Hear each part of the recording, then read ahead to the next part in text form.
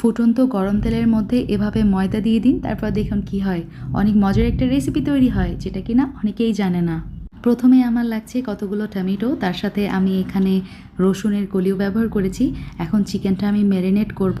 লবণ, আদা রসুন বাটা, গোলমরিচের গুঁড়া, লাল মরিচের গুঁড়া, লেবুর রস সব কিছু মাখিয়ে একটা সাইডে রেখে দিচ্ছি। আর এইদিকে গরম তেলের মধ্যে আমি ময়দা ব্যবহার করেছি 3 টেবিল চামচ।